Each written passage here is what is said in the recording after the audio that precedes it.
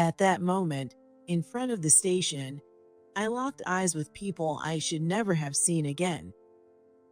It was unmistakably my sister, Julie, the one who, long ago, abandoned her own daughter and eloped with my ex-husband.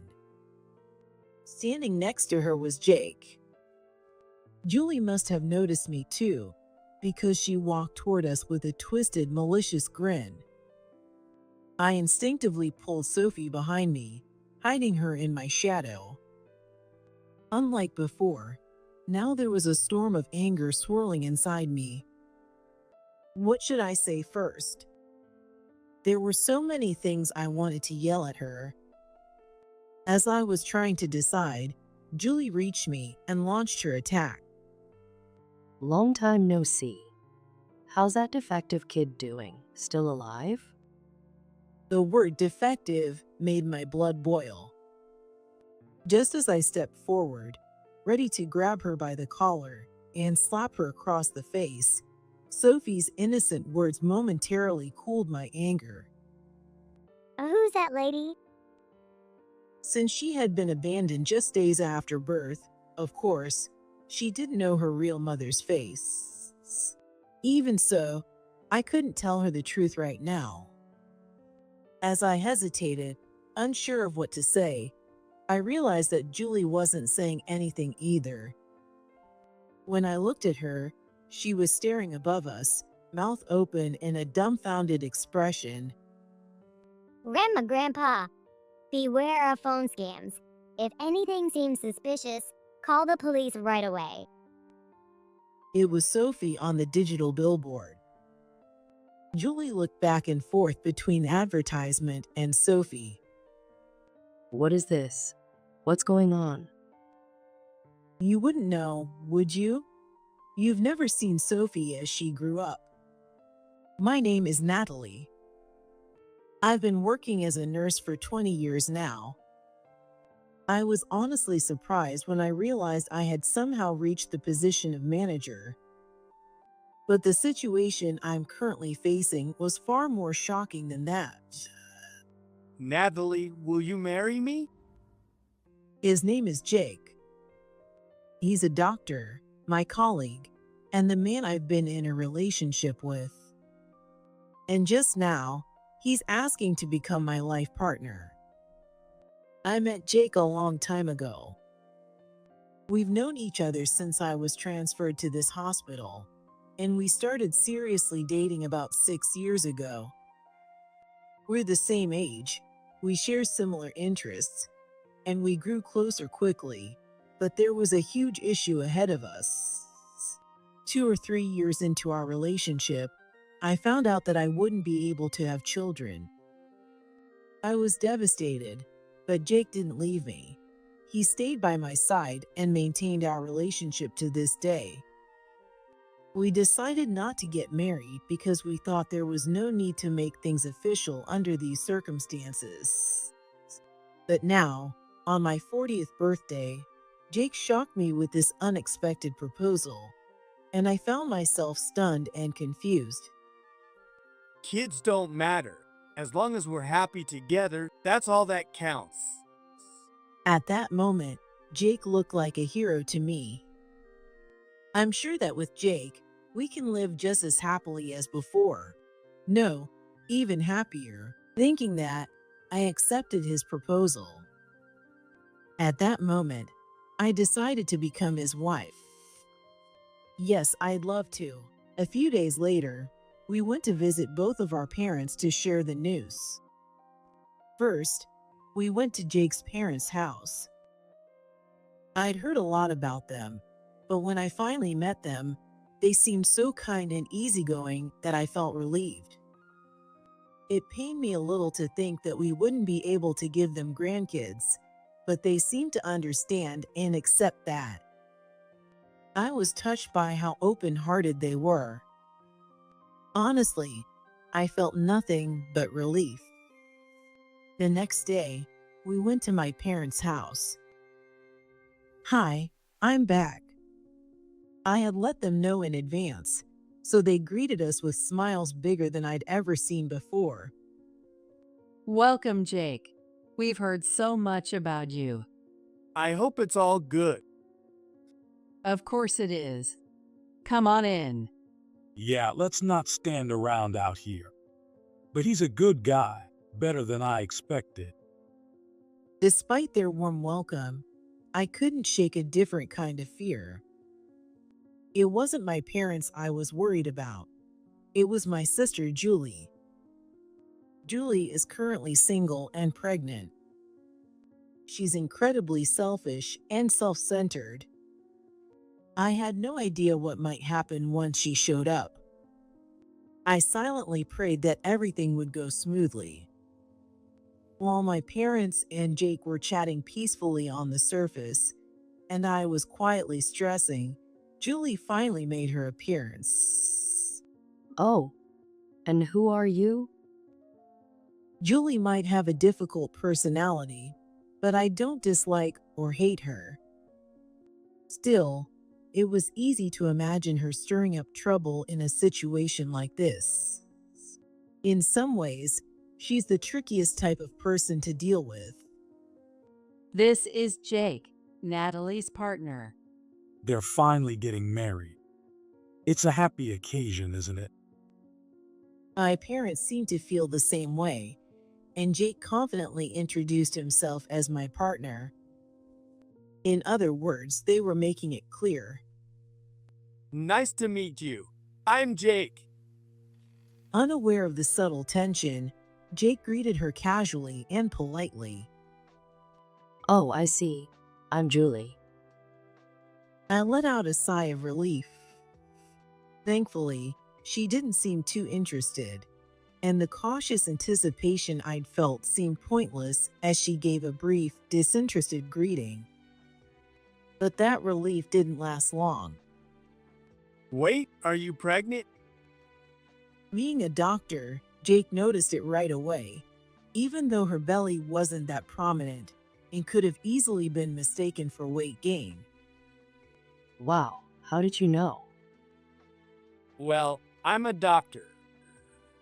That comment struck a chord with Julie. Really? This is my first pregnancy and I'm so nervous about everything. Julie's demeanor instantly changed, and she started cozying up to Jake. My mom, determined not to let that happen, quickly interjected.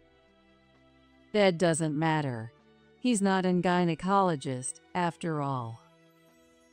It's okay. Helping people in need is a doctor's duty.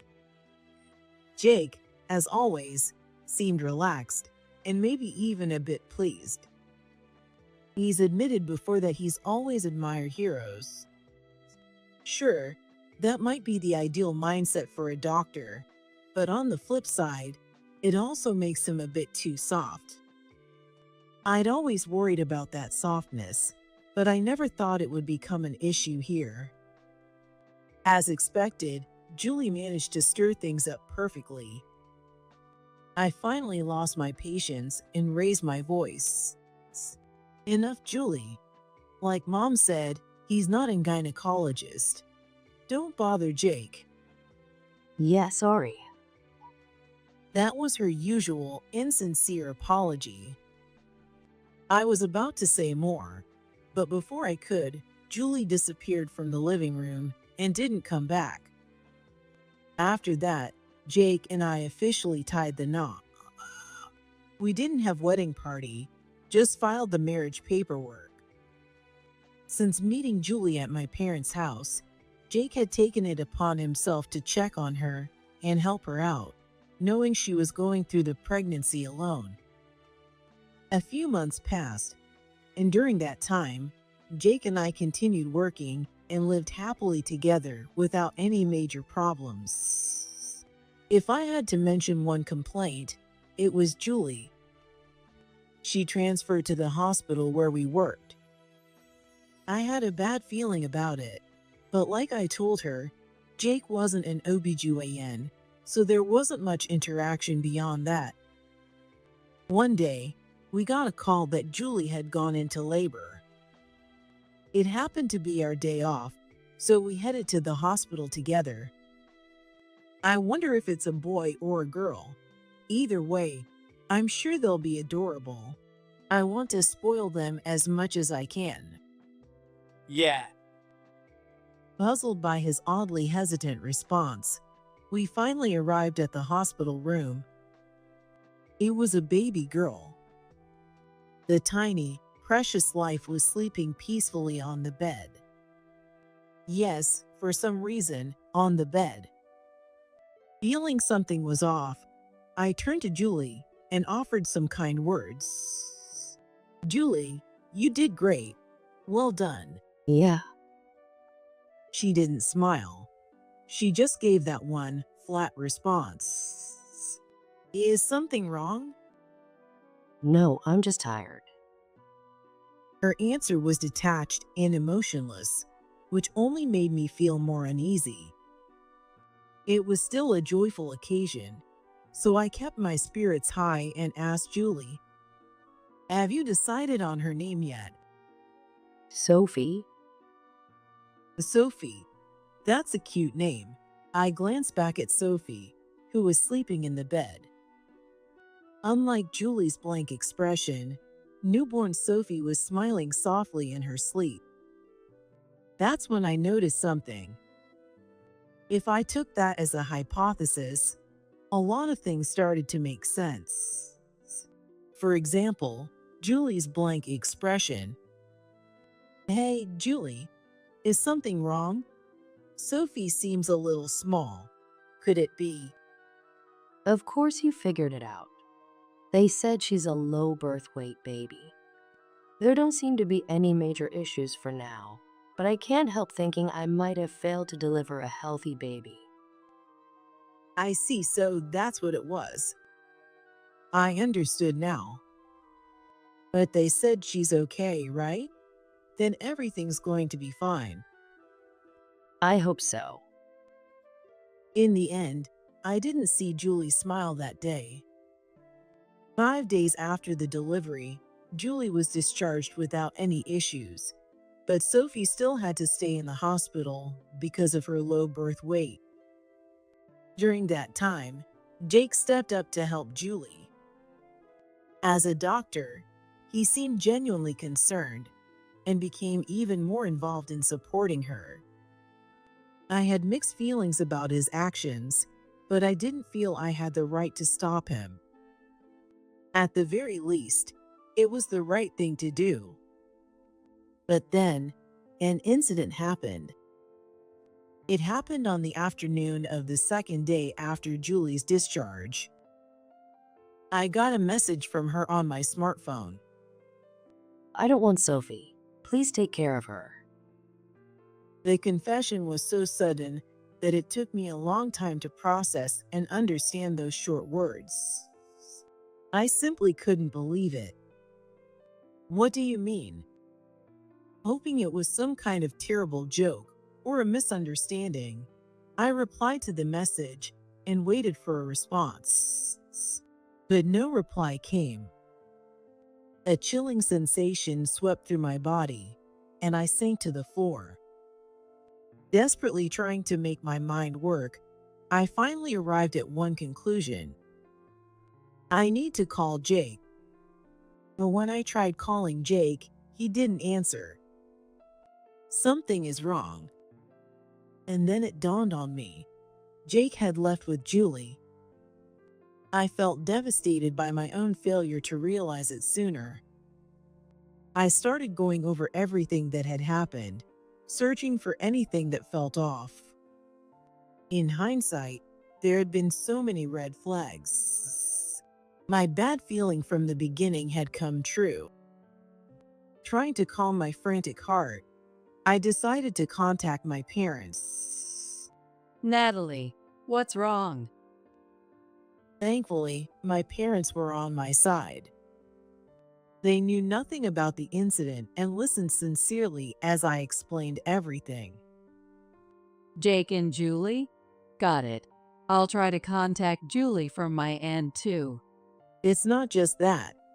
She said she doesn't want Sophie. What am I supposed to do? Wait, does that mean Sophie's been left at the hospital? Natalie, I'll meet you at the hospital. Okay. I quickly got ready and rushed out of the house without even putting on makeup. Just as Mom said, or rather, just as Julie said, Sophie had been abandoned at the hospital. How could anyone even think of doing something like this? A wave of sadness and confusion overwhelmed me. But by this point, my mind was starting to clear, and I could guess why they both disappeared. They had probably eloped. I'd been betrayed by two people closest to me all at once. Natalie, are you okay? Just then, my mom arrived. Her first words were about my well-being, which meant she had probably come to the same conclusion. There's no point overthinking it right now. We need to protect Sophie first. Yeah. My mom was furious. She took my husband, Jake, disappeared with him, and worst of all, abandoned her own daughter, Sophie, at the hospital. Any one of these would be a major crisis, and it was no wonder all the anger was directed at her. As for me, I was mentally shattered by Jake's betrayal and Julie's heartless actions. I couldn't even eat. What am I going to do? What about Sophie? For a moment, I wondered if it might be better to place her in some kind of care facility. Logically, I knew what needed to be done, but I didn't feel ready or strong enough.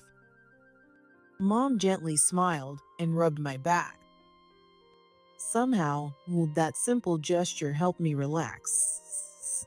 When I looked at Sophie, she smiled at me, completely unaware of the situation she was in.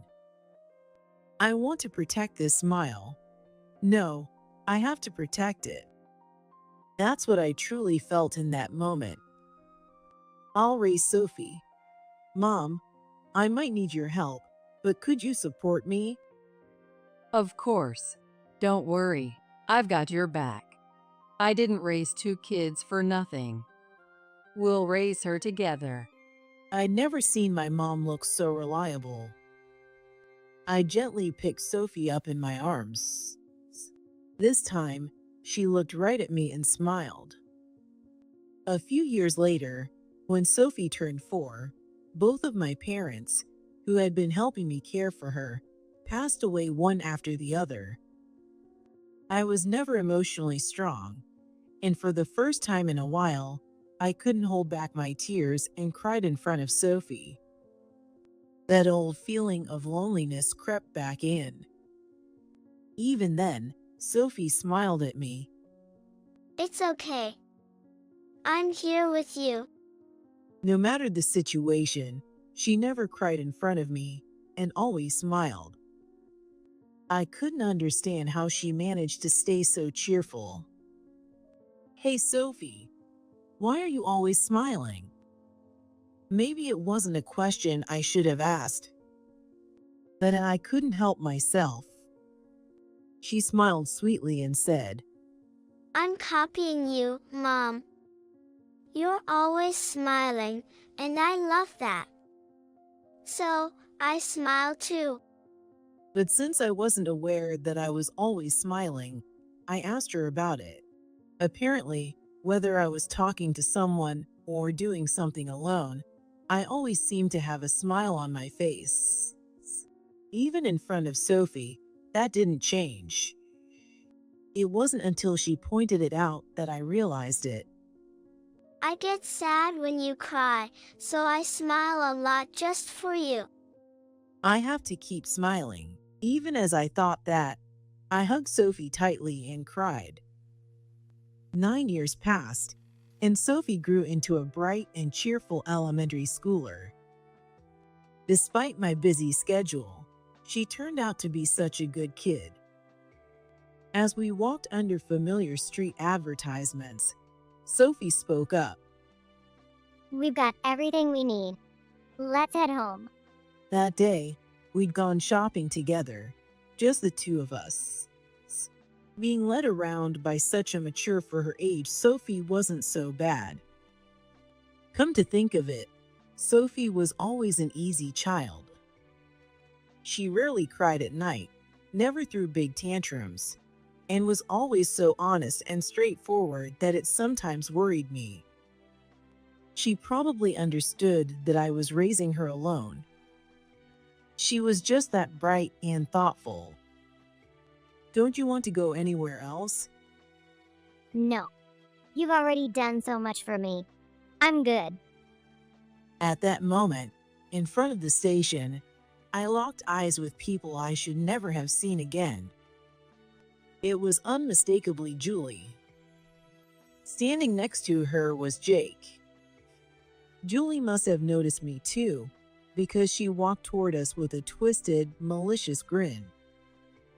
I instinctively pulled Sophie behind me, hiding her in my shadow. Unlike before, now there was a storm of anger swirling inside me. What should I say first? There were so many things I wanted to yell at her. As I was trying to decide, Julie reached me and launched her attack. Long time no see. How's that defective kid doing? Still alive? The word defective made my blood boil. Just as I stepped forward, ready to grab her by the collar and slap her across the face, Sophie's innocent words momentarily cooled my anger. Who is that lady?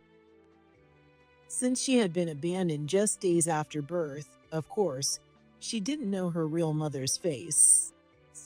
Even so, I couldn't tell her the truth right now. As I hesitated, unsure of what to say, I realized that Julie wasn't saying anything either. When I looked at her, she was staring above us, mouth open in a dumbfounded expression. Grandpa, beware of phone scams. If anything seems suspicious, call the police right away. It was Sophie on the digital billboard. Julie looked back and forth between the advertisement and Sophie. What is this? What's going on? You wouldn't know, would you? You've never seen Sophie as she grew up. Sophie was now a hugely popular child actress. The billboard was a familiar sight to me. Clearly, Julie had no interest in the daughter she abandoned. Sorry to ruin your surprise, but we have a lot to talk about. I scribbled a time and place on the corner of my notebook, tore it out, and shoved it toward Julie. Be there. Stunned, Julie took the slip of paper and walked away, her steps slow and defeated. Sorry. Jake muttered with a guilty expression and followed her. But his apology meant nothing to me. I got the lead role in the raffle. This story goes back to when Sophie was in kindergarten.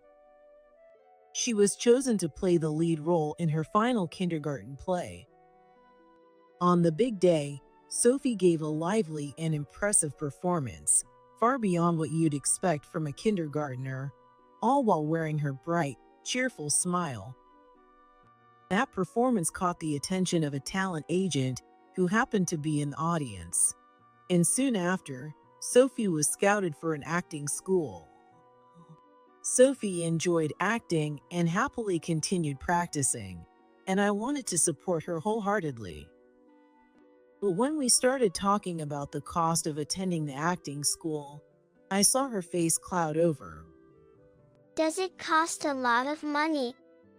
It seemed that, even at her young age, she was worried about our finances, and she began talking about it openly, without a care for who might be listening. Mom, you're always sacrificing, aren't you? You buy me new clothes, but you always wear the same ones. I know that. She was right. Our life was never easy, so I had decided not to spend money on myself. But this time, it was about Sophie's future, and that was a different story altogether. That's why I work so hard every day. I don't want you to keep sacrificing for me. Sophie started crying and hugged me tightly. It's okay, Sophie. Seeing you do what you love makes me the happiest. This isn't a sacrifice. I spoke to her gently. No, this wasn't a sacrifice. It was responsibility and hope. Since you were little, your smile has always been my greatest treasure. Are you sure? She sniffled and asked me. Of course, there's nothing wrong with it at all. Time passed, and now, thanks to her hard work, Sophie was finally in the spotlight. As I waited at the designated cafe, Julie walked in, her usual scowl firmly in place. Jake followed behind her, his expression troubled and confused. The first thing Julie said when she reached my table was, in a way, exactly what I expected. Give Sophie back. She's my child. Her selfish nature hadn't changed one bit. If she thought that attitude would still work, she was dead wrong. Keep your voice down, I sighed, annoyed at her complete disregard for the people around us. Hearing her refer to Sophie as that made me even angrier. Still, I had to stay calm. Sit down. Let's have an adult conversation. Perhaps finally realizing people were watching, Julie and Jake sat down awkwardly. Give her back. That child is mine. Then, to my surprise, Jake spoke up. Come on, let it go. Who cares about that kid? What do you mean, that kid? Well, she doesn't even have a father, right? Don't act like you know everything. Julie was getting hysterical. Meanwhile, Jake still looked confused and dissatisfied. Jake, you might not know the truth, but Sophie wasn't the result of any kind of assault. What do you mean? I had been waiting for those words. Silently, I handed over the investigation report from the detective agency. It contained Julie's social media posts. They revealed the full extent of her selfishness. A child with a nightclub worker just to show off? Yes, Julie got involved with a man she was spending money on just to have something to boast about.